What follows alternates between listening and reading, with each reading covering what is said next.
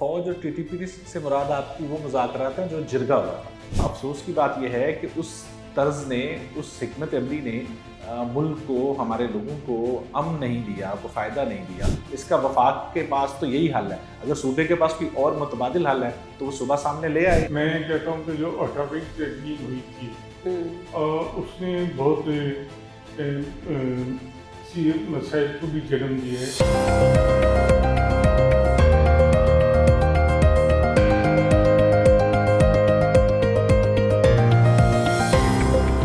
अस्सलाम वालेकुम जी, मैं हूँ आपके साथ आसमा इकबाल। मेरे साथ मौजूद हैं मोहसिन रज़ा खान साहब और अली फुरकान साहब। आज हम बात करने जा रहे हैं एक ऐसे इशू पर जो नेशनल मीडिया में आपको इतना डिस्कस होता हुआ दिखाई नहीं देता है। सुना आपने इसके बारे में ज़रूर है, सिचुएशन वहाँ पर क्या है ये नेशनल मीडिया को देखते हुए वाज़ेह नहीं हो पाता है, लेकिन इंटरनेशनल मीडिया पर इसकी बहुत ज़्यादा बाज़गश्त जो है वो हमें सुनाई देती है। अब मैं बाजौड़ की बात कर रही हूँ। बाजौड़ में सिचुएशन क्या है, क्यों है, आज हम ये सारा मामला डिस्कस कर रहे होंगे। मोहसिन साहब, पहले तो जैसे मैंने नेशनल इंटरनेशनल मीडिया की बात की, ज़ाहिर है नेशनल मीडिया को उस तरह से उस पर बात करने की इजाज़त नहीं है और उस तरह से बात की भी नहीं जा रही, लेकिन मुख्तलिफ ट्वीट्स के अंदर मुख्तलिफ जो सियासी रहनुमा हैं और करता धरता जो लोग हैं, हम ट्वीट्स के अंदर भी उनके आपस में इख्तलाफात देख रहे हैं बाजौड़ मामले के ऊपर। तो पहले तो मैं चाहूँगी कि आप हमारे तमाम देखने वालों को सिचुएशन बताइएगा कि वहाँ इस वक्त सिचुएशन क्या है, क्यों है, और फिर जो इसका हल तजवीज़ किया जा रहा है वो उस पर अमल दरामद क्यों नहीं हो पा रहा ऑपरेशन। देखें, पहले तो मैं वही बात कहूँगा जो आपने जिससे आवाज़ की है कि नेशनल मीडिया में इसको कोई जगह नहीं मिल रही। हमारा कौमी मसला है। अब एक पूरे ज़िले जो कबड्डी ज़िला है उसमें ऐसी खतरनाक सूरत पैदा हुई है कि लोग वहाँ से निकल मक्का नहीं कर रहे। अब वहाँ पे फौज के और टीटीपी के दरमियान मुज़ाकरात नाकाम हो गए। टीटीपी ने वहाँ से निकलने से इनकार कर दिया और बहुत सारी ऐसी जगह हैं जहाँ टीटीपी के लोग मौजूद हैं और वो दहशतगर्दी की कार्रवाइयों में मुलव्वस हैं। फौज और टीटीपी से मुराद आपकी वो मुज़ाकरात हैं जो जिरगा हुआ था। हाँ, जिरगा फौज के साथ बराह रास्त मुज़ाकरात तो शायद नहीं हुए, नहीं, वो जिरगे के जरिए फौज के नुमाइंदे उसमें मौजूद थे। बराह रास्त मुज़ाकरात, अब आप कान को उनके नुमाइंदा तो थे ना अली उसमें, तो फिर बराह रास्त भी हो गए ना। समझने के लिए पूछ रहा हूँ। दूसरे तरीके से पकड़े तो वो मुज़ाकरात नाकाम हो गए। अब सूरत हाल ये है कि वहाँ पे बाजौड़ में सख्त यकीनी की सूरत हाल है और लोग नकल मक्का नहीं कर रहे हैं। हुकूमत ने कोई उन्हें अभी तक मुतबादल जगह फराहम भी नहीं की। हाँ, कि कहाँ जाएं वो बेचारे, कहाँ जाएं। और ये मामला जो है पीटीआई बहुत ही एक सफात किस्म की जमात है। कहती है कि सूबाई मामला है, सूबाई मामला है तो आप इससे हल करें ना, वहाँ पे तालिबान के साथ बैठ के उसका हल करें। जब हल नहीं होगा और लोगों की जानों को खतरा होगा तो पूरे मुल्क के लिए खतरा है, तो फिर तो एक्शन होगा। आप पाक फौज के रास्ते में रुकावटें डालते हैं और आप अपने तौर पर भी एक्शन नहीं लेते, तो ये सूरत हाल पीटीआई की पैदा करता है। और मैं यहाँ आपको बात ज़्यादा तवील हो गई है, मैं आपको यहाँ ये बताता चलूँ कि यही वही दहशतगर्द हैं जो जनरल फैज़ के दौर में जिन्हें पीटीआई वहाँ से लेके आई और उन्हें ला के यहाँ कबायली इलाकों में और दूसरे इलाकों में बसाया था। ये तो वही इल्ज़ाम लगा रहे हैं अली जो मुखालिफ जमातें जो हैं पीटीआई की, वो उनके ऊपर लगाती हैं कि वो हमेशा से जो इंतहा पसंद हैं, चलिए हम इंतहा पसंद, हम किसी जमात का, टीटीपी या किसी और का तस्करा नहीं करते हैं, ये हमेशा से उनको सपोर्ट करते रहे हैं। उन्हीं की सपोर्ट की वजह से आज ये मामला जो हैं वो इस हद तक बिगड़ चुके हैं कि इंटरवीन करना पड़ रहा है वफाक को और ख़ास तौर पर हमारी फ़ौज को।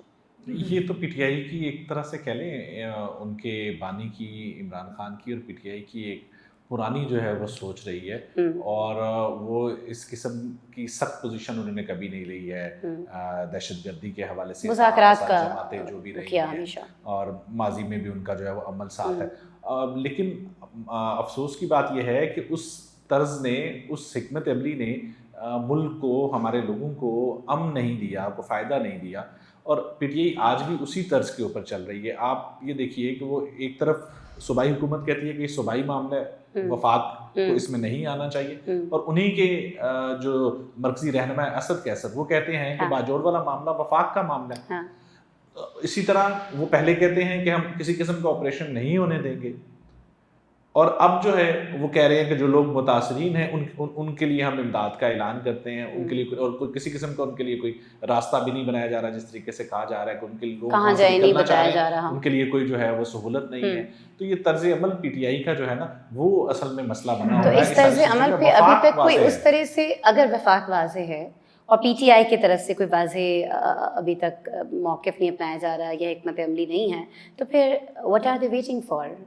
आपको पता है मैं किन की बात कर रही हूँ, चलिए वफाक का हम नाम ले लेते हैं कि फिर वेट क्यों किया जा रहा है, फिर कार्रवाई क्यों नहीं की? कार्रवाई का शुरू हो गया है ना, ये कार्रवाई होने के बाद ही ये चीज़ें जो है, लेकिन उसके बाद हम देख रहे हैं कि फिर भी रिएक्शन है और कार्रवाई और ऑपरेशन उस तरह का नहीं है जिस तरह से वो जो ग्रैंड जिरगा हुआ था उसके बाद ये तय पाया था कि किया जाएगा, लेकिन रेजिस्ट किया गया था तब भी गंडापुर की तरफ से। ही सेड कि हम देखते हैं कि आप यहाँ का ऑपरेशन कैसे करते हैं, इसलिए ऑपरेशन उतने बड़े पैमाने पे तो नहीं आएगी। बड़े पैमाने पे ऑपरेशन जो है वो मेरे ख्याल में अभी पॉलिसी नहीं है वफाक की, और हिकमत अमली यही है कि जो है वो काइनेटिक किस्म का ऑपरेशन जो है उससे पहले जो है वो चीज़ों को जो है वो लेके चला जाए, इंटेलिजेंस बेस्ड ऑपरेशन जो है उसके ऊपर ही जाया जाए। यही पॉलिसी जो है वो शुरू से आ रही थी, यही वफाक कह रहा है कि हम कोई नया ऑपरेशन नहीं कर रहे हैं, जो पहले से चल रही हैं चीज़ें वही चीज़ें हैं और जिस तरह से चल रही और उससे पहले जिस तरीके से मोहसिन साहब ने कहा कि बातचीत भी की गई, वहाँ पे कबायली जिरगा भी हुआ, कबायली लोगों को इन्वॉल्व किया गया, बाजोड़ में जितने भी कबायली अमायदीन थे,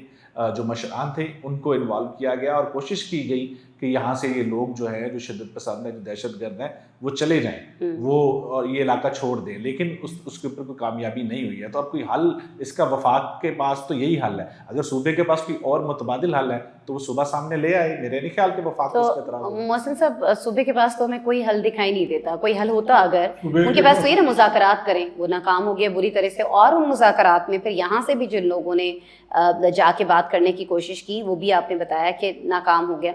तो इसका कोई हल हम देख रहे होंगे कि आइंदा आने वाले दिनों में, क्योंकि मसला जो है इस जारी ऑपरेशन के बावजूद बड़ा संगीन होता चला जा रहा है, क्योंकि वफाक और जो सूबा है वो एक पेज पे नहीं है।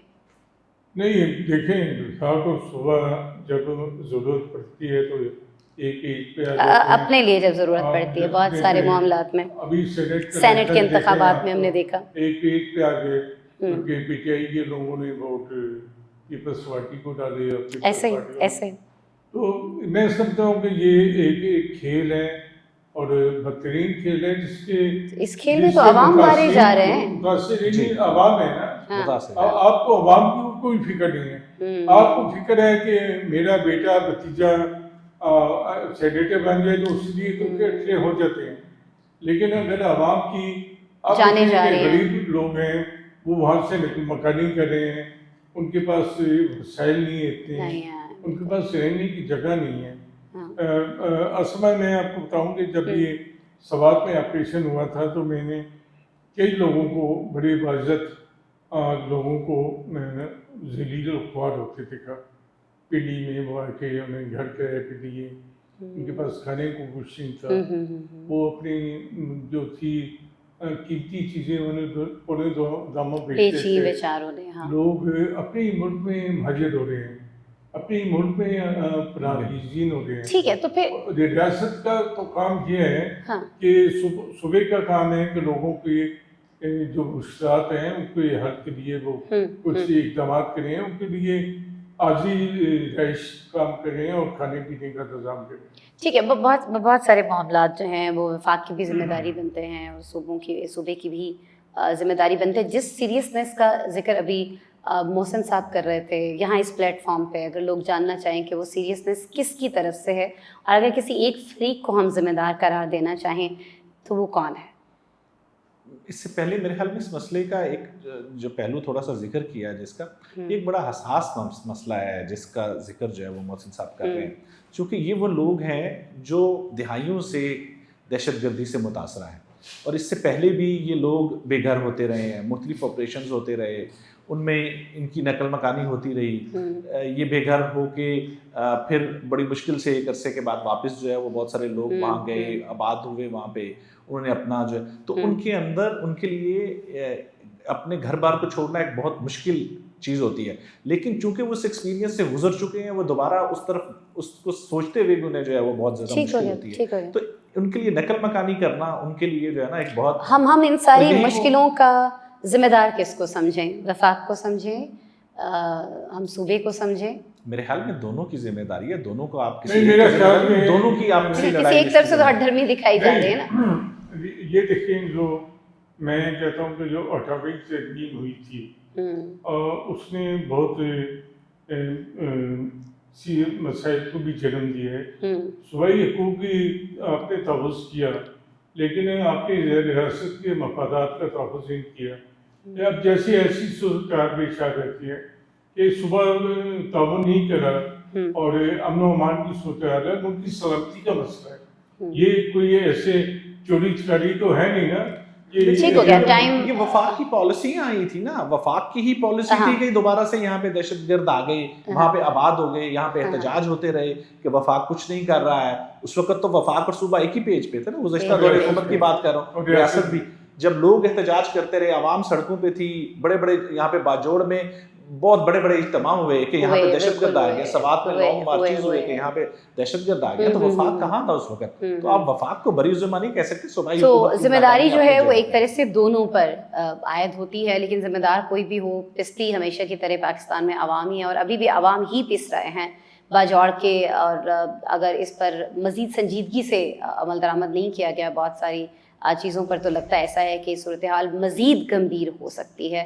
اسی کے ساتھ اجازت دیجیے, پھر ویڈیو اگلی میں ملاقات آپ سے ہو رہی ہوگی. خیال رکھیے گا.